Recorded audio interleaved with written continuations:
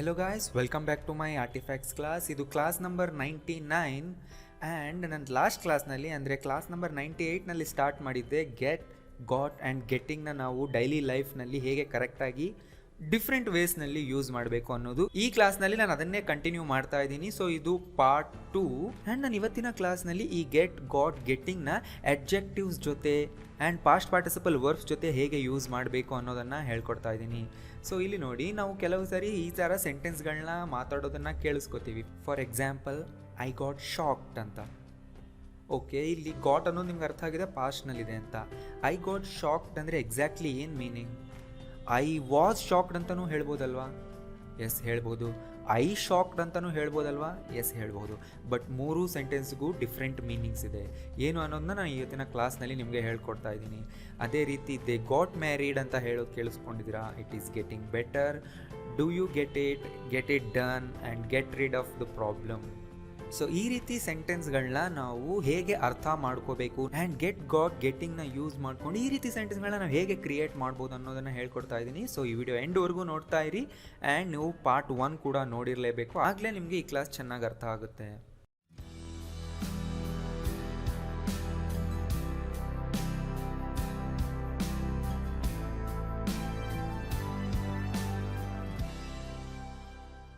ನೀವು ನನ್ನ ಚಾನಲ್ನಲ್ಲಿ ಫಸ್ಟ್ ಟೈಮ್ ವೀಡಿಯೋಸ್ ನೋಡ್ತಾ ಇದ್ದರೆ ವೀಡಿಯೋಗಳಿಗಿರುವ ಸಬ್ಸ್ಕ್ರೈಬ್ ಬಟನ್ ಕ್ಲಿಕ್ ಮಾಡಿ, ಪಕ್ಕದಲ್ಲಿರುವ ಬೆಲ್ ಐಕಾನ್ ಪ್ರೆಸ್ ಮಾಡಿ.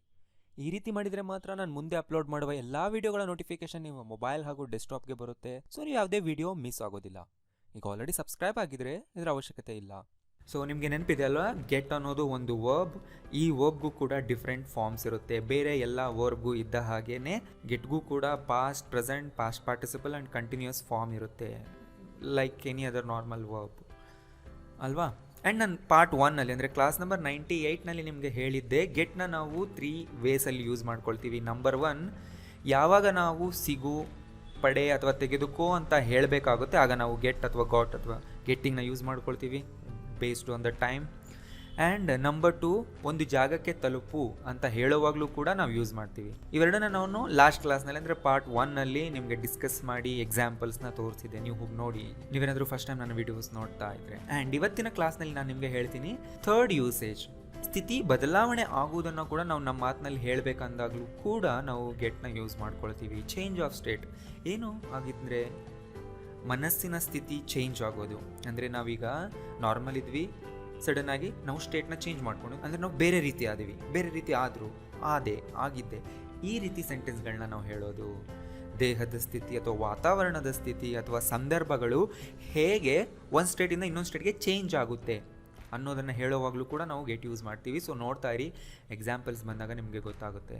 ಓಕೆ, ಸೊ ನಾನು ಬೇಸಿಕ್ ಸ್ಟ್ರಕ್ಚರ್ನ ಈಗ ನಿಮಗೆ ತೋರಿಸ್ತೀನಿ. ಈಗ ಕೇರ್ಫುಲ್ಲಾಗಿ ಅಬ್ಸರ್ವ್ ಮಾಡಿದರೆ ಮುಂದೆ ಹೇಳೋ ಎಕ್ಸಾಂಪಲ್ಸ್ ನಿಮಗೆ ತುಂಬ ಈಸಿಯಾಗಿ ಅರ್ಥ ಆಗುತ್ತೆ. ಸೊ ಇಲ್ಲಿ ನೋಡ್ತಾ ಹೋಗಿ. ನನ್ನ ಅಪ್ಪ ಕೋಪಗೊಂಡರು ಅಥವಾ ನನ್ನ ಅಪ್ಪನಿಗೆ ಕೋಪ ಬಂತು, ಈ ಥರ ನಾವು ನಾರ್ಮಲ್ ಆಗಿ ಹೇಳ್ತೀವಿ. ನೀವು ಹೇಳೇ ಇರ್ತೀರ, ರೈಟ್? ಇದು ಪಾಸ್ಟ್ ಟೆನ್ಸ್ನಲ್ಲಿದೆ. ಈಗ ಆಲ್ರೆಡಿ ನಮ್ಮ ಅಪ್ಪನಿಗೆ ಕೋಪ ಬಂದಿತ್ತು ಅಂತ ನಾವು ಹೇಳ್ತಾ ಇದ್ದೀವಿ, ಹೌದಾ? S, correct. ಆ್ಯಂಡ್ ಇದರ ಅರ್ಥ ಪಾಸ್ಟ್ನ ಆ ಮೂಮೆಂಟ್ನಲ್ಲಿ ನಮ್ಮ ಅಪ್ಪನಿಗೆ ಕೋಪ ಬಂತು. ಆ ಮೂಮೆಂಟ್ ಹಿಂದೆ ಹೇಗಿದ್ರು? ನಾರ್ಮಲ್ ಆಗಿದ್ರು.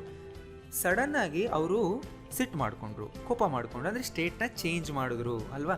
ನಾರ್ಮಲ್ ಆಗಿದ್ರು, ಸಡನ್ ಆಗಿ ಅವ್ರಿಗೆ ಸಿಟ್ಟು ಬಂತು. ಸೊ ಇದನ್ನು ಚೇಂಜ್ ಆಫ್ ಸ್ಟೇಟ್ ಅಂತ ಕರಿತೀವಿ. ಈ ಥರ ಒಂದು ಸ್ಟೇಟಿಂದ ಇನ್ನೊಂದು ಸ್ಟೇಟಿಗೆ ಈ ಥರ ಚೇಂಜ್ ಆಗೋದು, ನಮ್ಮ ಮೈಂಡ್ ಚೇಂಜ್ ಆಗುತ್ತಲ್ವಾ. ಸೊ ಇಲ್ಲಿ ನಾವು ಯೂಸ್ ಮಾಡ್ತೀವಿ ಗಾಟ್, ಯಾಕೆಂದರೆ ಇದು ಪಾಸ್ಟ್ನಲ್ಲಿದೆ. ಗಾಟ್ ಪ್ಲಸ್ ಆ್ಯಂಗ್ರಿನ ನಾವಿಲ್ಲಿ ಯೂಸ್ ಮಾಡ್ತೀವಿ. ಅಂದರೆ ಮೈ ಫಾದರ್ ಗಾಟ್ ಆ್ಯಂಗ್ರಿ ಆಗುತ್ತೆ ಇಲ್ಲಿ. ನಿಮ್ಮ ಅಮ್ಮ ಆಶ್ಚರ್ಯಚಕಿತರಾಗುವರು ಅಂದ್ರೇನು? ಸರ್ಪ್ರೈಸ್ ಆಗುವರು. ಅಂದರೆ ಇನ್ನೂ ಆಗಿಲ್ಲ, ನೀನು ಇದನ್ನು ತೋರಿಸಿದ್ರೆ ಅಥವಾ ನೀನು ಇದನ್ನು ಹೇಳಿದರೆ ಅವರು ಸರ್ಪ್ರೈಸ್ ಆಗ್ತಾರೆ, ಆಗುವರು ಅಂತ ನಾವು ಹೇಳಬೇಕು. ಅಂದ್ರೇನು? ನಾರ್ಮಲ್ಲಿಂದ ಸರ್ಪ್ರೈಸ್ ಆಗ್ತಾರೆ, ಅಲ್ಲೂ ಚೇಂಜ್ ಆಗ್ತಿದೆ ಅಲ್ವಾ ಸ್ಟೇಟ್. ಸೊ ಇಲ್ಲಿ ಯೂಸ್ ಮಾಡಬೇಕು ವಿಲ್ ಗೆಟ್ ಪ್ಲಸ್ ಸರ್ಪ್ರೈಸ್ಡ್ ಅನ್ನೋ ಅಡ್ಜೆಕ್ಟಿವ್. ಸೊ ಆ್ಯಂಗ್ರಿ ಕೂಡ ಒಂದು ಅಡ್ಜೆಕ್ಟಿವ್, ಸರ್ಪ್ರೈಸ್ಡ್ ಕೂಡ ಒಂದು ಅಡ್ಜೆಕ್ಟಿವ್. ನನಗೆ ಆಲ್ರೆಡಿ ಇದ್ರ ಬಗ್ಗೆ ತುಂಬ ಕ್ಲಾಸಸ್ನಲ್ಲಿ ಎಕ್ಸ್ಪ್ಲೈನ್ ಮಾಡಿದ್ದೀನಿ. ನೀವು ನೋಡಿಲ್ಲ ಅಂದರೆ ಹೋಗಿ ನೋಡಿ, ಅವೆಲ್ಲ ನಿಮ್ಗೆ ಅರ್ಥ ಆಗುತ್ತೆ. ಈ ಹಿಂದಿನ ಕ್ಲಾಸ್ಗಳು ನೀವು ಎಸ್ಪೆಷಲಿ ನೋಡಿರಬೇಕು. ನೀವು ಯಾವುದೇ ಕ್ಲಾಸ್ ನೋಡಿಲ್ಲ ಅಂದರೆ ಫಸ್ಟಿಂದ ನೋಡ್ಕೊಂಡು ಬನ್ನಿ, ಆವಾಗ ನಿಮಗೆ ಎಲ್ಲ ಟಾಪಿಕ್ಸ್ ಅರ್ಥ ಆಗ್ತಾ ಹೋಗುತ್ತೆ. ಓಕೆ, ಗೊತ್ತಾಯ್ತಲ್ಲ? ಮೆಟ್ಟಿಲು ಹತ್ತಿದರೆ ನನಗೆ ಸುಸ್ತಾಗುತ್ತದೆ ಅಂದರೆ ಏನರ್ಥ? ಯಾವಾಗಲೂ ಕೂಡ ನಾನೇನಾದರೂ ಜಾಸ್ತಿ ಮೆಟ್ಲು ಹತ್ತಿದ್ರೆ ನನಗೆ ಸುಸ್ತಾಗುತ್ತೆ. ಅಂದರೆ ಇದು ಆಲ್ವೇಸ್ ಟ್ರೂ. ಫಸ್ಟ್ ಸೆಂಟೆನ್ಸ್ನಲ್ಲಿ ನಾವು ಪಾಸ್ಟ್ ಬಗ್ಗೆ ಮಾತಾಡ್ತೀವಿ, ಅದರಿಂದ ಗಾಟ್ ಬಂತು, ಕರೆಕ್ಟ್ ಇದೆ. ಸೆಕೆಂಡ್ ಸೆಂಟೆನ್ಸ್ನಲ್ಲಿ ಫ್ಯೂಚರ್ ಬಗ್ಗೆ ಮಾತಾಡ್ತೀವಿ, ಅದರಿಂದ ವಿಲ್ ಗೆಟ್ ಬಂತು, ಅದು ಕರೆಕ್ಟ್ ಇದೆ. ಸೊ ಇದು ಆಲ್ವೇಸ್ ಟ್ರೂ. ಅಂದರೆ ನಾನು ಯಾವಾಗೆಲ್ಲ ಮೆಟ್ಲು ಹತ್ತೀನಿ ಆವಾಗೆಲ್ಲ ನನಗೆ ಸುಸ್ತಾಗುತ್ತೆ ಅಂತ ನಾನು ಇಲ್ಲಿ ಹೇಳ್ತಾ ಇದ್ದೀನಿ. ಸೊ ಇಲ್ಲಿ ಯೂಸ್ ಮಾಡಬೇಕು ಗೆಟ್ ಪ್ಲಸ್ ಟಯರ್ಡ್. ಸೊ ನಾವು ಗೆಟ್ ಜೊತೆ ಅಡ್ಜೆಕ್ಟಿವ್ ಯೂಸ್ ಮಾಡಿದರೆ ನಾವು ಆ ರೀತಿ ಯಾವಾಗಲೂ ಆಗ್ತೀವಿ ಅಂತ ಹೇಳ್ದಂಗೆ ಆಗುತ್ತೆ. ಸೊ ನಂಬರ್ 1 ಪಾಸ್ಟ್, ನಂಬರ್ 2 ಫ್ಯೂಚರ್ನಲ್ಲಿದೆ, ನಂಬರ್ 3 ಸಿಂಪಲ್ ಪ್ರೆಸೆಂಟ್ನಲ್ಲಿದೆ. ಅಂದರೆ ಯಾವಾಗಲೂ ಅದು ಟ್ರೂ ಆಗುತ್ತೆ ಅಂತ ಗೊತ್ತಾಯ್ತಲ್ಲ. ಸೊ ಇದನ್ನು ಈಗ ನೀವು ಕೇರ್ಫುಲ್ಲಾಗಿ ನೋಟ್ ಡೌನ್ ಮಾಡ್ಕೊಳ್ಳಿ, ಯಾಕೆ ನಾನು ಮುಂದೆ ಹೇಳೋ ಎಕ್ಸಾಂಪಲ್ಸ್ಗಳಲ್ಲಿ ಇದೇ ರಿಪೀಟ್ ಆಗುತ್ತೆ. ಗೊತ್ತಾಯ್ತಲ್ಲ. ನೆಕ್ಸ್ಟ್, ಅವಳು ರೆಡಿ ಆಗುತ್ತಿದ್ದಾಳೆ. ಓಕೆ, ಸೊ ರೆಡಿ ಆಗ್ತಾ ಇದ್ದಾಳೆ ಕಂಟಿನ್ಯೂಯಸ್ ಇದೆ. ಈಗ ನಾನು ನೋಡಿದೆ ಅವಳು ರೆಡಿ ಆಗ್ತಾ ಇದ್ದಾಳೆ, ಸೊ ಕಂಟಿನ್ಯೂಯಸ್ ಆಗಿ ಮಾಡ್ತಾ ಇದ್ದಾಳೆ ಆ್ಯಕ್ಷನ್. ಸೊ ಇಲ್ಲಿ ಯೂಸ್ ಮಾಡಬೇಕು ಗೆಟ್ಟಿಂಗ್ ಪ್ಲಸ್ ರೆಡಿ, ಯಾಕೆಂದರೆ ಕಂಟಿನ್ಯೂಯಸ್ ಫಾರ್ಮ್ನ ತೋರಿಸ್ಬೇಕು ಆದ್ದರಿಂದ. ಅದೇ ರೀತಿ ಕತ್ತಲಾಗುತ್ತಾ ಇದೆ, ಅದು ಕೂಡ ಕಂಟಿನ್ಯೂಸ್ನಲ್ಲಿದೆ, ಕತ್ತಲು ಆಗ್ತಾ ಇದೆ ಅಲ್ವಾ, ಆದ್ದರಿಂದ ನಾನು ತೋರಿಸ್ಬೇಕು ಗೆಟ್ಟಿಂಗ್ ಪ್ಲಸ್ ಡಾರ್ಕ್. ಡಾರ್ಕ್ ಅಂದರೆ ಕತ್ಲು, ರೈಟ್. ಈವ್ನಿಂಗ್ ಟೈಮಲ್ಲಿ ನೀವು ಈ ರೀತಿ ಹೇಳ್ಬೋದು. ಸೊ ನೋಡಿ, ಫಸ್ಟ್ ನಂಬರ್ 1, ನಮ್ಮ ಅಪ್ಪನಿಗೆ ಸಿಟ್ಟು ಬಂತು. ನಮ್ಮ ಅಪ್ಪ ಕೋಪಗೊಂಡರು, ಅಂದರೆ ನಾರ್ಮಲಿಂದ ಆ ಸ್ಟೇಟಿಗೆ ಹೋದರು. ಸೊ ಸ್ಟೇಟ್ ಚೇಂಜ್ ಆಯ್ತಲ್ವ, ಆದ್ದರಿಂದ ನಾವು ಯೂಸ್ ಮಾಡಬೇಕು ಗಾಟ್. ಸೊ ಪಾಸ್ಟ್ನಲ್ಲಿದೆ, ಆದ್ದರಿಂದ ಗಾಟ್. ನಿಮ್ಮ ಅಮ್ಮ ಆಶ್ಚರ್ಯಚಕಿತರಾಗುವರು, ಅಂದರೆ ಫ್ಯೂಚರ್ನಲ್ಲಿ ಆಗುವರು. ನಾರ್ಮಲ್ ಸ್ಟೇಟಿಂದ ಆಶ್ಚರ್ಯ ಆಗ್ತಾರೆ, ಸೊ ಅಲ್ಲೂ ಸ್ಟೇಟ್ ಚೇಂಜ್ ಆಯಿತು, ವಿಲ್ ಗೆಟ್ ಯೂಸ್ ಮಾಡಬೇಕು. ನನಗೆ ಮೆಟ್ಲು ಹತ್ತಿರ ಸುಸ್ತಾಗುತ್ತೆ ಯಾವಾಗಲೂ, ಸೊ ಯಾವಾಗಲೂ ಅದು ಆಗೋದ್ರಿಂದ ನಾವು ಗೆಟ್ ಯೂಸ್ ಮಾಡಬೇಕು. ಆ್ಯಂಡ್ ಕಂಟಿನ್ಯೂಯಸ್ ಫಾರ್ಮ್ ಈಗ ನಡೀತಾ ಇದೆ, ಪಾಸ್ಟ್ನಲ್ಲಿ ನಡೀತಾ ಇತ್ತು ಅಂದರೆ ಅಥವಾ ಫ್ಯೂಚರ್ನಲ್ಲಿ ನಡೀತಾ ಇರುತ್ತೆ ಅಂದರೆ ಗೆಟ್ಟಿಂಗ್ನ ಯೂಸ್ ಮಾಡಬೇಕು. Was getting, is getting, will be getting. So ಇದನ್ನು ಈಗ ನೀವು ನೆನಪಿಟ್ಟುಕೊಂಡಿರಬೇಕು ನಾನು, ಯಾಕೆಂದರೆ ಮುಂದೆ ಹೇಳೋ ಸೆಂಟೆನ್ಸ್ಗಳಲ್ಲಿ ಇದೇ ರಿಪೀಟ್ ಆಗ್ತಾರೆ. ಸೊ ಈಗ ಎಕ್ಸಾಂಪಲ್ಸ್ ನೋಡ್ತಾ ಹೋಗಿ. ಫಸ್ಟ್ ನಾವು ತಿಳ್ಕೊಳ್ಳೋಣ ಗೆಟ್ ಮುಂದೆ ನಾವು ಹೇಗೆ ಅಡ್ಜೆಕ್ಟಿವ್ ಹಾಕ್ತೀವಿ. ಅಡ್ಜೆಕ್ಟಿವ್ ಹಾಕಿದರೆ ನೆನಪಿಟ್ಟುಕೊಳ್ಳಿ, ನಾವು ಅದಕ್ಕೆ ಚೇಂಜ್ ಆದ್ವಿ ಅಂತ, ಟು ಬಿಕಮ್, ಆ ರೀತಿ ಆಗೋದು. ಗೆಟ್ ಮುಂದೆ ಅಡ್ಜೆಕ್ಟಿವ್ ಹಾಕಿದರೆ ಇಲ್ಲಿ ನೋಡಿ, ಐ ಗೆಟ್ ಆ್ಯಂಗ್ರಿ ಅಂದರೆ ನಾನು ಕೋಪಗೊಳ್ಳುತ್ತೇನೆ. ಸೊ ಆಗಲೇ ಹೇಳಿದ್ನಲ್ಲ, ಗೆಟ್ ಅಂದರೆ ಆಲ್ವೇಸ್ ಟ್ರೂ, ಯಾವಾಗಲೂ ಇದನ್ನು ನಾನು ಆಗ್ತಾ ಇರ್ತೀನಿ. ಐ ಗೆಟ್ ಆ್ಯಂಗ್ರಿ ಅಂದರೆ ನಾನು ಕೋಪಗೊಳ್ತಿರ್ತೀನಿ ಯಾವಾಗಲೂ, ಅವಾಗ ನಾನು ಕೋಪಗೊಳ್ತಾನೇ ಇರ್ತೀನಿ ಅಂತ ಅರ್ಥ, ರೈಟ್. ನಾನು ಯಾವಾಗಲೂ ಕೋಪಗೊಳ್ಳಲ್ಲ ಅಂದರೆ ಐ ಡೋಂಟ್ ಗೆಟ್ ಆ್ಯಂಗ್ರಿ, ಅಂದರೆ ನಾನು ಕೋಪಗೊಳ್ಳೋದಿಲ್ಲ, ಯಾವಾಗಲೂ ಇಲ್ಲ. ಡು ಐ ಗೆಟ್ ಆ್ಯಂಗ್ರಿ, ನಾನು ಕೋಪಗೊಳ್ತೀನ, ನಾವು ಕೇಳ್ತಾ ಇದ್ದೀವಿ ಇಲ್ಲಿ, ನಾನು ಯಾವಾಗಲಾದರೂ ಕೋಪಗೊಳ್ತೀನಾ ಅಂತ. ಡೋಂಟ್ ಐ ಗೆಟ್ ಆ್ಯಂಗ್ರಿ, ನಾನು ಕೋಪಗೊಳ್ಳೋದಿಲ್ವಾ. Why do I get angry, ನಾನು ಯಾಕೆ ಕೋಪಗೊಳ್ಳುತ್ತೇನೆ. ಸೊ ಇದೆಲ್ಲನೂ ಕೂಡ ಪ್ರೆಸೆಂಟ್ ಸಿಂಪಲ್ನಲ್ಲಿದೆ, ಅಂದರೆ ಆಲ್ವೇಸ್ ಟ್ರೂ. ಇದು ಈ ರೀತಿ ನಾವು ಕೇಳ್ತಾ ಇದ್ದೀವಿ. ನಾನೀಗ ಕೋಪಗೊಳ್ಳುತ್ತಾ ಇದ್ದೇನೆ ಅಂದರೆ ಕೇಳಬೇಕು ಐ ಆಮ್ ಗೆಟ್ಟಿಂಗ್ ಆ್ಯಂಗ್ರಿ ಅಂತ. I am not getting angry, am I getting angry, am I not getting angry, why am I getting angry. ಈ ರೀತಿ ಇರಲಿಲ್ಲ. ಐ ಆಮ್ ಆ್ಯಂಗ್ರಿ ಅಂದ್ರೇನು, ನಾನು ಕೋಪಗೊಂಡಿದ್ದೇನೆ, ನಾನು ಆ ಸ್ಟೇಟ್ನಲ್ಲಿ ಇದ್ದೀನಿ ಅಂದರೆ ಹೇಳಬೇಕು ಐ ಆಮ್ ಆ್ಯಂಗ್ರಿ ಅಂತ. ಐ ಗೆಟ್ ಆ್ಯಂಗ್ರಿ ಅಂದರೆ ಆ ಸ್ಟೇಟ್ಗೆ ಚೇಂಜ್ ಆಗ್ತೀನಿ ಅಂತ. ಓಕೆ, ಕೋಪ ಬರೋದು ಬೇರೆ, ಕೋಪದಲ್ಲಿ ಇರೋದು ಬೇರೆ. ಕೋಪ ಬರೋದು ಅಂದರೆ ಗೆಟ್ ಆ್ಯಂಗ್ರಿ, ಕೋಪದಲ್ಲಿ ಇರೋದು ಅಂದರೆ am angry, right. Next, I got angry ಅಂದರೆ ನಾನು ಕೋಪಗೊಂಡೆ. ಓಕೆ, ಸಡನ್ನಾಗಿ ನಮ್ಮ ಫ್ರೆಂಡ್ ಆ ಮಾತು ಹೇಳ್ದ, ನನಗೆ ಸಿಟ್ಟು ಬಂತು, ಐ ಗಾಟ್ ಆ್ಯಂಗ್ರಿ. ಅದಕ್ಕಿಂತ ಮುಂಚೆ ನಾನು ನಾರ್ಮಲ್ ಇದ್ದೆ ಅಲ್ವಾ, ಅದು ಹೇಳ್ತಾ ಇದೆ ಇಲ್ಲಿ. ಓಕೆ, ನಾನು ಈ ರೀತಿಯೂ ಹೇಳ್ಬೋದು ಐ ವಾಸ್ ಆ್ಯಂಗ್ರಿ ಅಂತ. ಐ ವಾಸ್ ಆ್ಯಂಗ್ರಿ ಅಂದರೆ ನಾನು ಕೋಪಗೊಂಡಿದ್ದೆ, ಅಂದರೆ ಆ ಸ್ಟೇಟ್ನಲ್ಲಿ ಇದ್ದೆ ನಾನು ನಿನ್ನೆ ಎಲ್ಲ ಕೋಪಗೊಂಡಿದ್ದೆ. I was angry all day yesterday ಅಂತ, ನಾನು ಅವನ ಮೇಲೆ ಕೋಪಗೊಂಡಿದ್ದೆ. I was angry at him. So ಅಂದರೆ ವಾಸ್ ಆ್ಯಂಗ್ರಿ ಅಂದರೆ ಆ ಸ್ಟೇಟ್ನಲ್ಲಿ ಇರೋದು, ಗಾಟ್ ಆ್ಯಂಗ್ರಿ ಅಂದರೆ ಆ ಸ್ಟೇಟಿಗೆ ಬರೋದು. ಐ ಡಿಡೆಂಟ್ ಗೆಟ್ ಆ್ಯಂಗ್ರಿ ಅಂದರೆ ನಾನು ಕೋಪಗೊಳ್ಳಲಿಲ್ಲ. ಸೊ ಡಿಡ್ ಬಂದಿದೆ, ಅದರಿಂದ ಗೆಟ್ ಯೂಸ್ ಮಾಡಬೇಕು, ಗಾಟ್ ಅಲ್ಲ. ಅಂದರೆ ಆ ಸ್ಟೇಟಿಗೆ ನಾನು ಬರಲ್ಲ, ಅಂದರೆ ನನಗೆ ಸಿಟ್ಟೇ ಬರಲಿಲ್ಲ ಅವನ ಆ ರೀತಿ ಮಾಡಿದಾಗ, ಆ ರೀತಿ ಹೇಳಿದಾಗ. ಡಿಡ್ ಐ ಗೆಟ್ ಆ್ಯಂಗ್ರಿ, ನಾನು ಸಿಟ್ಟು ಮಾಡ್ಕೊಂಡ. ಡಿಡ್ ಐ ಗೆಟ್ ಆ್ಯಂಗ್ರಿ, ನಾನು ಸಿಟ್ಟು ಮಾಡ್ಕೊಳ್ಳಿಲ್ವಾ. When did I get angry, ನಾನು ಯಾವಾಗ ಸಿಟ್ಟು ಮಾಡಿಕೊಂಡೆ, ರೈಟ್. ಅರ್ಥ ಆಗ್ತಿಲ್ವಾ. ಐ ವಿಲ್ ಗೆಟ್ ಆ್ಯಂಗ್ರಿ, ನಾನು ಕೋಪಗೊಳ್ಳುವೆ. ಓಕೆ, ನೀನೇನಾದರೂ ಅದನ್ನು ಮಾಡಿದ್ರೆ ನನಗೆ ಸಿಟ್ಟು ಬರುತ್ತೆ. Okay, if you do that I will get angry. I will be angry ಅಂದರೆ ಅಗೈನ್ ಆ ಸ್ಟೇಟ್ನಲ್ಲಿರೋದು. ಇದೆಲ್ಲ ನಾನು ಬಿ ಫಾರ್ಮ್ಸ್ನಲ್ಲಿ ನಿಮಗೆ ಹೇಳಿದ್ದೆ. I am angry, I was angry, I will be angry ಅಂದರೆ ಏನು ಅನ್ನೋದು ನಾನು ಬಿ ಫಾರ್ಮ್ಸ್ನಲ್ಲಿ ಹೇಳಿದ್ದೆ. ಐ ಥಿಂಕ್ 97, 98 ಆ್ಯಂಡ್ 95 ಈ ವಿಡಿಯೋದಲ್ಲಿ ನಾನು ಅವನ್ನೆಲ್ಲ ಹೇಳ್ಕೊಟ್ಟಿದ್ದೀನಿ. ಸೊ ನೀವು ಬಿ ಫಾರ್ಮ್ಸ್ ನೋಡಿದರೆ ಮಾತ್ರ ಇವಾಗ ಹೇಳಿರೋ ವಿಡಿಯೋಗೆ ನೀವು ಕಂಪೇರ್ ಮಾಡಿ ಅರ್ಥ ಮಾಡ್ಕೋಬೋದು, ಅದರ್ವೈಸ್ ನಿಮ್ಗೆ ಏನೂ ಗೊತ್ತಾಗಲ್ಲ. 95, 96, 97 ಎಲ್ಲ ವೀಡಿಯೋಸ್ಗಳು ನೀವು ನೋಡಬೇಕು. ಅದರೆಲ್ಲ ಲಿಂಕ್ ನಾನು ಕೆಳಗಡೆ ಕೊಟ್ಟಿದ್ದೀನಿ, ಹೋಗಿ ಚೆಕ್ ಮಾಡಿ, ನಿಮ್ಗೆ ಅರ್ಥ ಆಗುತ್ತೆ. ಐ ವಾಂಟ್ ಗೆಟ್ ಆ್ಯಂಗ್ರಿ, ನಾನು ಕೋಪಗೊಳ್ಳೋದಿಲ್ಲ. ವಿಲ್ ಐ ಗೆಟ್ ಆ್ಯಂಗ್ರಿ, ನಾನು ಕೋಪಗೊಳ್ತೀನಾ? ವೋಂಟ್ ಐ ಗೆಟ್ ಆ್ಯಂಗ್ರಿ, ನಾನು ಕೋಪಗೊಳ್ಳೋದಿಲ್ವಾ? Who will I get angry at, ನಾನು ಯಾರ ಮೇಲೆ ಕೋಪಗೊಳ್ಳುವೆ? ರೈಟ್. ಸೊ ಎಲ್ಲ ಸೆಂಟೆನ್ಸ್ಗಳು ನಮ್ಮ ಸ್ಟೇಟ್ನ ಚೇಂಜ್ ಆಗೋದ್ರ ಬಗ್ಗೆ ಹೇಳ್ತಿದ್ದೀವಿ. ಟು ಬಿಕಮ್, ಆ ರೀತಿ ಆಗು, ಆ ರೀತಿ ಇರು ಅಲ್ಲ, ಆ ರೀತಿ ಆಗು. ಓಕೆ, ಎಕ್ಸಾಂಪಲ್ಸ್ ನೋಡಿ, ಇನ್ನಷ್ಟು ಗೊತ್ತಾಗ್ತಾ ಹೋಗುತ್ತೆ. ಮೈ ಫಾದರ್ ಗಾಟ್ ಆ್ಯಂಗ್ರಿ, ನಮ್ಮ ಅಪ್ಪ ಕೋಪಗೊಂಡರು. Why did your dad get so angry, ಯಾಕೆ ನಿಮ್ಮ ಅಪ್ಪ ಅಷ್ಟು ಕೋಪಗೊಂಡ್ರು? Ravi got bored and left, Ravi ಬೇಸರಗೊಂಡ ಆ್ಯಂಡ್ ಹೊರಟೋದ. ಸೊ ಬೋರ್ಡ್ ಅನ್ನೋದು ಒಂದು adjective. She got ready to leave, ಅವಳು ಹೊರಡಲು ರೆಡಿ ಆದಳು. You got scared didn't you, ನೀನು ಹೆದರದೆ ಇಲ್ವಾ ಅಂತ ಕೇಳ್ತಾ ಇದ್ದೀವಿ. ಡಿಂಟ್ ಯು ಅಂದರೆ ಇದೊಂದು ಕ್ವಶನ್ ಟ್ಯಾಗ್, ಇದ್ರ ಮೇಲೂ ನಾನು ಒಂದು ವಿಡಿಯೋ ಮಾಡಿದ್ದೆ. ಯು ಗಾಟ್ ಸ್ಕೇರ್ಡ್, ನೀನು ಹೆದರದೆ ತಾನೆ ಅಂತ ನಾವು ಕೇಳ್ತೀವಲ್ವ, ಆ ರೀತಿ you got scared didn't you ಅಂತ. ಸೊ ಇಲ್ಲೂ ಕೂಡ ಸ್ಕೇರ್ಡ್ ಅನ್ನೋದು ಅಡ್ಜೆಕ್ಟಿವ್. ನೋಡಿ, ಯು ವರ್ ಸ್ಕೇರ್ಡ್ ಅಂದರೆ ನೀನು ಹೆದರಿದ್ದೆ, ಆ ಸ್ಟೇಟ್ನಲ್ಲಿ ಇದ್ದೆ, ಅದು B form. You got scared ಅಂದರೆ ನೀನು ಹೆದರ್ದೆ, ನೀನು ನಾರ್ಮಲ್ ಆಗಿದ್ದೆ, ನೋಡಿದ ತಕ್ಷಣ ನಿನ್ನ ಸ್ಟೇಟ್ ಚೇಂಜ್ ಆಯಿತು ಅಂತ ಅರ್ಥ. I get depressed at times, ನಾನು ಆಗಾಗ ಡಿಪ್ರೆಸ್ ಆಗ್ತಾ ಇರ್ತೀನಿ, ಆ ರೀತಿ ಆಗ್ತಿರ್ತೀನಿ. Raj gets bored quickly, Raj ಬೇಗನೆ ಬೋರ್ ಆಗುತ್ತಾನೆ. ಸೊ ಇಲ್ಲಿ ನೋಡಿ, ಗೆಟ್ಸ್ ಇದೆ ಅಂದರೆ ಪ್ರೆಸೆಂಟ್ ಸಿಂಪಲ್, ಯಾಕೆಂದರೆ Raj third person, singular third person ಇರೋದ್ರಿಂದ ಗೆಟ್ಸ್ ಹಾಕಬೇಕು. ಗೊತ್ತಾಯಿದಲ್ವ, ನೇಮ್ಸ್ ಬಂದರೆ ನಾವು ಗೆಟ್ಸ್ ಹಾಕ್ತೀವಿ ಸಿಂಗ್ಯುಲಾರ್. ಅಂದರೆ ಇದು ಪ್ರೆಸೆಂಟ್ ಸಿಂಪಲ್, ಯಾವಾಗಲೂ ಅಷ್ಟೇ. ರಾಜ್ಗೆ ಬೇಗ ಬೋರ್ ಆಗುತ್ತೆ, ಅವ್ನು ಬೇಗ ಬೋರ್ ಆಗಿ ಹೋಗ್ತಾನೆ. So Raj gets bored quickly, Raj ಬೋರೇ ಆಗೋದಿಲ್ಲ, Raj doesn't get bored quickly. I easily get distracted, ನಾನು ಸುಲಭವಾಗಿ ಡಿಸ್ಟ್ರಾಕ್ಟ್ ಆಗ್ತೀನಿ, ಅಂದರೆ ಚಂಚಲಗೊಳ್ಳುವೆ ಯಾವಾಗಲೂ ಕೂಡ, ಯಾಕೆಂದರೆ ಗೆಟ್ ಬಂದಿದೆ ಅಲ್ವಾ. I easily get distracted. Why are you getting upset, so ಕಂಟಿನ್ಯೂಸ್ನಲ್ಲಿದೆ, ನೀನು ಯಾಕೆ ಅಪ್ಸೆಟ್ ಆಗ್ತಾ ಇದೆಯಾ, ಏನಾಯಿತು ನಿನಗೆ ಅಂತ ನೀವು ಕೇಳ್ಬೋದು. ಸುಧಾ ಈಸ್ ಗೆಟಿಂಗ್ ಜೆಲಸ್, ಅಂದರೆ ಸುಧಾ ಅಸೂಯೆ ಪಡುತ್ತಿದ್ದಾಳೆ. ಸೊ ಇಲ್ಲಿ ನೋಡಿ, ಈಸ್ ಗೆಟ್ಟಿಂಗ್ ಬಂತು, ಈಸ್ ಮುಂದೆನೇ ಯಾವಾಗಲೂ ಗೆಟ್ಟಿಂಗ್ ಬರಬೇಕು. Is, am, are, was, were, will be ಮುಂದೆನೇ ಗೆಟ್ಟಿಂಗ್ ಅನ್ನೋ ವರ್ಡ್ ಬರಬೇಕು. ಅಂದರೆ ಅರ್ಥ ಅವಳು ಜಲಸ್ ಆಗ್ತಾ ಇದ್ದಾಳೆ. ಓಕೆ, ಕಂಟಿನ್ಯೂಸ್ನಲ್ಲಿ ಇದೆ. Ravi is getting emotional, so emotional ಕೂಡ ಒಂದು ಅಡ್ಜೆಕ್ಟಿವ್, ಅಂದರೆ ರವಿ ಎಮೋಷನಲ್ ಆಗ್ತಾ ಇದ್ದಾನೆ. ಹಿ ಗಾಟ್ ಟಯರ್ಡ್ ಆಫ್ ರೀಡಿಂಗ್, ಅವನು ಓದಿ ಓದಿ ಸುಸ್ತಾದ, ಅಂದರೆ ಓದೋಕ್ಕಿಂತ ಮುಂಚೆ ನಾರ್ಮಲ್ ಇದ್ದ, ಓದಿ ಓದಿ ಸುಸ್ತಾದ. He got tired of reading. ಇದೇ ರೀತಿ ನೀವು ತುಂಬ ಸೆಂಟೆನ್ಸ್ಗಳು ಮಾಡ್ಬೋದು. He got tired of running, he got tired of walking, he got tired of dash, ಏನಾದರೂ ಹಾಕಿ ನೀವಲ್ಲಿ. ಆ್ಯಂಡ್ ಎಲ್ಲರಿಗೂ ಕಾಟೆ ಹಾಕಬೇಕು. I know why you got sick, ನನಗೆ ಗೊತ್ತು ನೀನು ಯಾಕೆ ಕಾಯಿಲೆಗೊಂಡೆ. My father is getting old, ನಮ್ಮ ತಂದೆಗೆ ವಯಸ್ಸಾಗ್ತಾ ಇದೆ.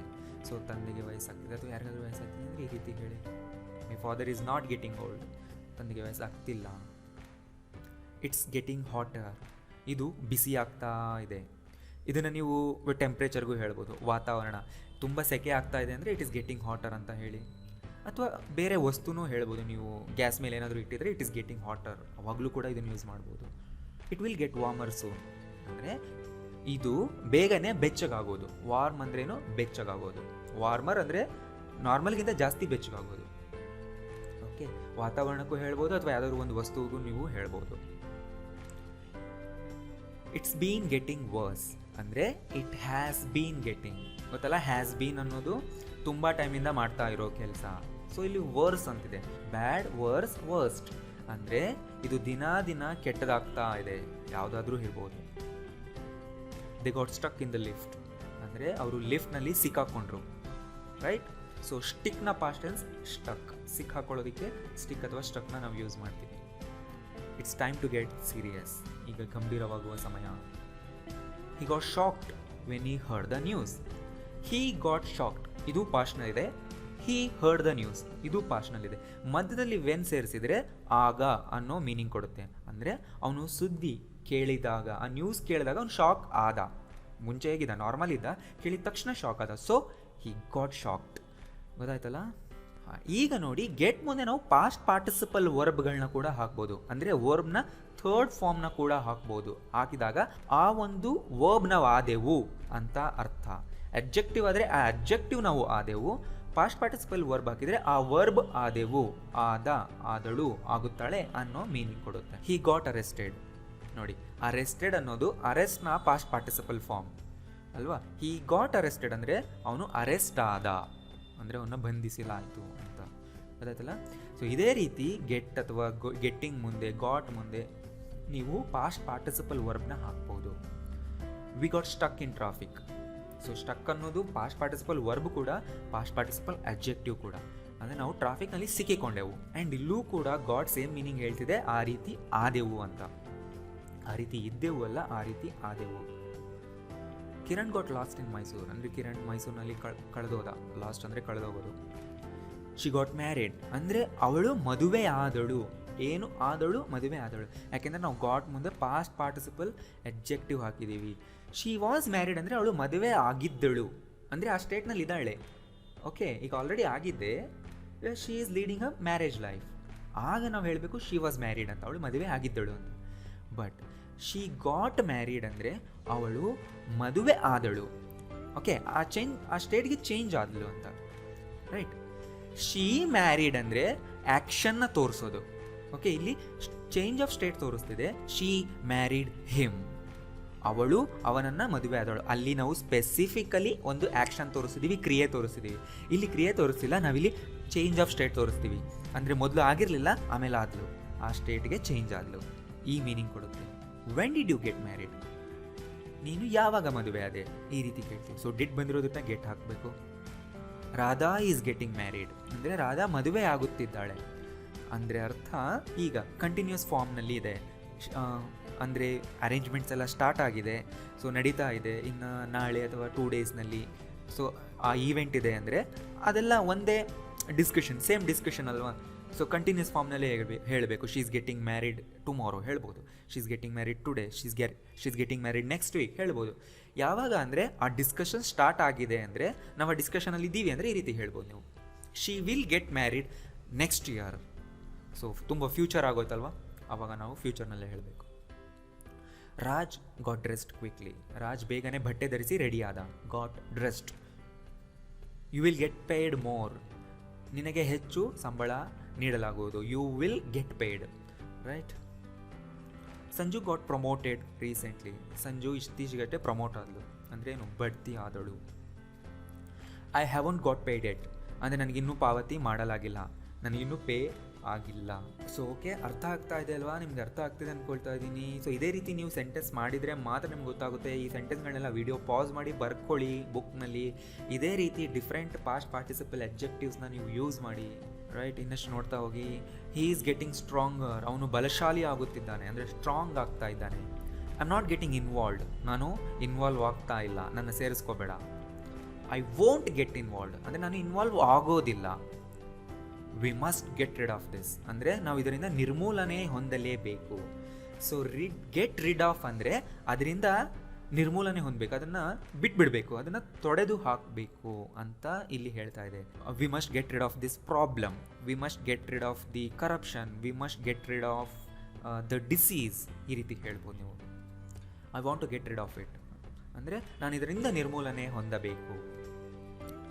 I would like to get started, I'd like to get started ಅಂದರೆ ಇಲ್ಲಿ ಐ ವುಡ್ ಲೈಕ್ ಅಂದರೆ ನಾನು ಆರಂಭಿಸಲು ಇಚ್ಛಿಸಿದ್ದೇನೆ, ಯಾವುದಾದ್ರೂ ಒಂದು ಕೆಲಸ ಅಥವಾ ಬಿಸ್ನೆಸ್ ಅಥವಾ ಮತ್ತೇನಾದರೂ. ಐ ಗಾಟ್ ಲೆಫ್ಟ್ ಬಿಹೈಂಡ್ ಅಂದರೆ ನಾನು ಹಿಂದೆಯೇ ಉಳಿದೆ. ಐ ಗಾಟ್ ಲೆಫ್ಟ್, ಲೆಫ್ಟ್ ಅಂದರೆ ಉಳ್ಕೊಳ್ಳೋದು, right. Rakesh gets off work at 5 ಅಂದರೆ ರಾಕೇಶ್ 5ಕ್ಕೆ ಕೆಲಸದಿಂದ ಬಿಡುವಾಗುನು ಅಂದರೆ ಅವನು 5 ಗಂಟೆಗೆ ಕೆಲಸ ಬಿಡುತ್ತೆ. He gets off the duty at 5 o'clock ಅಂತ ಹೇಳಿತ್ತು. I'll get back to you, ನಾನು ನಿಮ್ಮನ್ನು ಮತ್ತೆ ಸಂಪರ್ಕಿಸುವೆ ಅಥವಾ ನಾನು ನಿಮ್ಮನ್ನು ಮತ್ತೆ ಮೀಟ್ ಆಗುವೆ ಅನ್ನೋದಕ್ಕೆ I'll get back to you ಅಂತಾರೆ. ನೀವು ಕಾಮನಾಗಿ ಕೇಳಿರ್ತೀರ, ಫೋನ್ ಕಾಲ್ಸ್ನಲ್ಲಿ ಈ ರೀತಿ ಹೇಳ್ತಾರೆ, I'll get back to you. ಅಥವಾ ಮೇಲ್ಸಲ್ಲಿ ಅಥವಾ ಮೆಸೇಜ್ನಲ್ಲಿ ನೀವು ಓದೋ ಇರ್ತೀರ ಅಂದರೆ ನಾನು ನಿಮ್ಮನ್ನು ಮತ್ತೆ ಮೀಟ್ ಮಾಡಿ ಮತ್ತೆ ಕಾಂಟ್ಯಾಕ್ಟ್ ಮಾಡ್ತೀನಿ, ಮೀಟ್ ಮಾಡ್ತೀನಿ. Do you get it?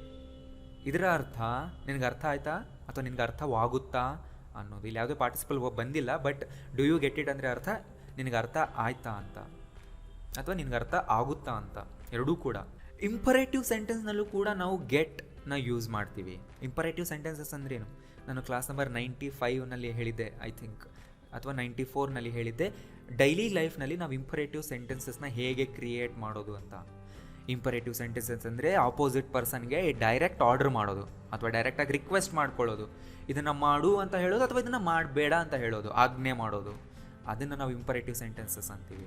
And imperative sentences ಡೈರೆಕ್ಟಾಗಿ ವರ್ಬಿಂದ ಸ್ಟಾರ್ಟ್ ಆಗುತ್ತೆ. ಫಸ್ಟ್ ವರ್ಡೇ ವರ್ಬ್ ಆಗಿರುತ್ತೆ. ನೋಡಿ, ಗಾಟ್ ಇಟ್? ಅರ್ಥ ಆಯ್ತಾ?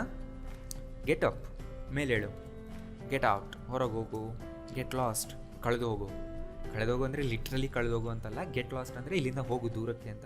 ಸಿಟ್ಟು ಬಂದಾಗ ನೀವು ಈ ರೀತಿ ಹೇಳೋದು ಕೇಳಿಸ್ಕೊಂಡಿರ್ತೀರಲ್ವ. ಗೆಟ್ ಅ ಜಾಬ್, ಒಂದು ಜಾಬ್ ನೋಡ್ಕೋ, ಕೆಲಸ ಪಡ್ಕೋ, ಕೆಲಸ ಮಾಡು. ಗೆಟ್ ಇನ್ಸೈಡ್, ಒಳಗೆ ಬಾ ಅಥವಾ ಒಳಗೆ ಬನ್ನಿ. ಗೆಟ್ ರೆಡಿ, ರೆಡಿ ಆಗು. ಗೆಟ್ ಡೌನ್, ಕೆಳಗಿಳಿ ಅಥವಾ ಕೆಳಗಡೆ ಬಾ, ಯಾರಾದರೂ ಮೇಲಿದ್ದಾಗ ನೀವು ಹೇಳ್ಬೋದು.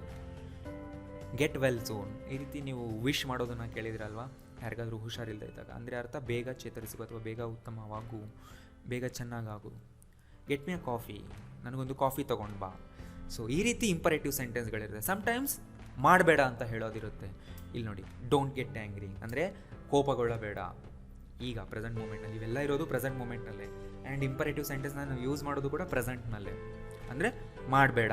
ಸೊ ಇಲ್ಲಿ ನೋಡಿ, ಡೋಂಟ್ ಗೆಟ್ ಡೈರೆಕ್ಟಾಗಿ ನಾವು ವರ್ಬಿಂದ ಸ್ಟಾರ್ಟ್ ಮಾಡ್ತೀವಿ, ಅದನ್ನು ಮಾಡಬೇಡ ಅಂದರೆ ಆ ರೀತಿ ಆಗಬೇಡ. ಡೋಂಟ್ ಗೆಟ್ ಜೆಲಸ್, ಜೆಲಸ್ ಪಡಬೇಡ, ಅಸೂಯೆ ಪಡಬೇಡ. ಡೋಂಟ್ ಗೆಟ್ ಮಿ ರಾಂಗ್, ನನ್ನ ತಪ್ಪಾಗಿ ತಿಳಿಯಬೇಡ. ಡೋಂಟ್ ಗೆಟ್ ಫ್ರೈಟನ್ಡ್, ಹೆದರ್ಕೋಬೇಡ. ಡೋಂಟ್ ಗೆಟ್ ಟೂ ಎಮೋಷ್ನಲ್, ಅಂದರೆ ತುಂಬ ಎಮೋಷ್ನಲ್ ಆಗಬೇಡ, ರೈಟ್? ಆ್ಯಂಡ್ ನಾವು have got to, has got to ಕೂಡ ಯೂಸ್ ಮಾಡ್ತೀವಿ. ನೋಡಿ, ಇಲ್ಲಿ ಇಂಗ್ಲೀಷ್ನಲ್ಲಿ ನಿಮಗೆ ಗೊತ್ತಿದೆ ಅಲ್ವಾ, ಹ್ಯಾವ್ ಟು, ಹ್ಯಾಸ್ ಟು ಇಂದ ಸೆಂಟೆನ್ಸ್ ಮಾಡೋದು. I have to go now, ನಾನೀಗ ಹೋಗಲೇಬೇಕು. ಸೊ ಹ್ಯಾವ್ ಟು ಮುಂದೆ ವರ್ಬ್ ಯೂಸ್ ಮಾಡಿದ್ರೆ ನಾನು ಆ ಕೆಲಸ ಮಾಡಲೇಬೇಕು, ಅನಿವಾರ್ಯತೆ ಇದೆ ಅಂತ ಹೇಳ್ದಂಗೆ ಆಗುತ್ತೆ, ಅಥವಾ ರೂಲ್ ಇದೆ ಅಂತ ಹೇಳ್ದಂಗೆ ಆಗುತ್ತೆ, ಗೊತ್ತಲ್ವಾ?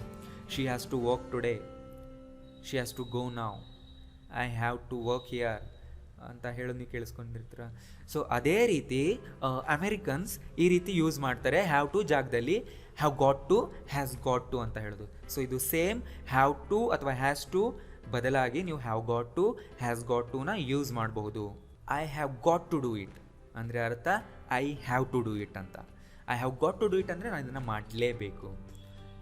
She has got to go now, ಅವಳು ಹೋಗಲೇಬೇಕು, otherwise she has to go now ಅಂತಲೂ ಹೇಳ್ಬೋದು. We have got to be polite ಅಂದರೆ ನಾವು ಪೊಲೈಟಾಗಿರಲೇಬೇಕು, ಸೌಜನ್ಯಪೂರ್ವಕವಾಗಿರಲೇಬೇಕು. ಅಂದರೆ ಯಾವಾಗ ಹೇಳಬೇಕು ಇವನ್ನೆಲ್ಲ? ಯಾವಾಗಲಾದರೂ ಇವುಗಳನ್ನ ಮಾಡೋ ಅನಿವಾರ್ಯತೆ ಬಂದಿದೆ ಅಂದಾಗ. We have got to change it, ನಾವು ಇದನ್ನು ಚೇಂಜ್ ಮಾಡಲೇಬೇಕು. We have got to stop them, ನಾವು ಅವ್ರನ್ನ ನಿಲ್ಲಿಸಲೇಬೇಕು. ಸೊ ತುಂಬ ಟೈಮ್ ಈ ಹಾಲಿವುಡ್ ಮೂವೀಸ್ನಲ್ಲಿ ಈ ರೀತಿ got to, have got to ಅಥವಾ ಹ್ಯಾಸ್ ಗಾಟ್ ಟು ಇಂದ ಸೆಂಟೆನ್ಸ್ ಮಾಡೋದು ನೀವು ಕೇಳಿರ್ಬೋದು ಅಥವಾ ನೋಡಿರ್ಬೋದು. ಆ್ಯಂಡ್ ಇಲ್ಲಿ ತುಂಬ ಇಂಡಿಯಾದಲ್ಲಿ ಈ ಥರ ಸೆಂಟೆನ್ಸ್ ಮಾಡೋದು ತುಂಬ ಅನ್ಕಾಮನ್, ಅಂದರೆ ಕಾಮನ್ ಆಗಿ ಯಾರೂ ಮಾಡಲ್ಲ. ಬಟ್ ಎಲ್ಲಾದರೂ ಈ ರೀತಿ ಬಂದರೆ ನೆನಪಿಟ್ಕೊಳ್ಳಿ, ಮಾಡಲೇಬೇಕು, ಆಗಲೇಬೇಕು ಅಂತ ಹೇಳ್ದಂಗೆ ಆಗುತ್ತೆ. ಓಕೆ, ಈಗ ತುಂಬ ಇಂಪಾರ್ಟೆಂಟ್ ಡಿಫರೆನ್ಸ್ ನಾನು ಹೇಳ್ತಾ ಇದ್ದೀನಿ, ಕೇರ್ಫುಲ್ ಆಗಿ ನೋಡಿ. ಐ ಸ್ಕೇರ್, ಸಬ್ಜೆಕ್ಟ್ ವರ್ಬ್ ಇದೆ. ಐ ಬಂದಾಗ ಸ್ಕೇರ್ ಬಂದಿದೆ, ಅಂದರೆ ಇದು ಸಿಂಪಲ್ ಪ್ರೆಸೆಂಟ್ ಟೆನ್ಸ್. ಇದರ ಅರ್ಥ ನಾನು ಇದನ್ನು ಯಾವಾಗಲೂ ಮಾಡುತ್ತೇನೆ, ಅಂದರೆ ನಾನು ಹೆದರಿಸುತ್ತೇನೆ.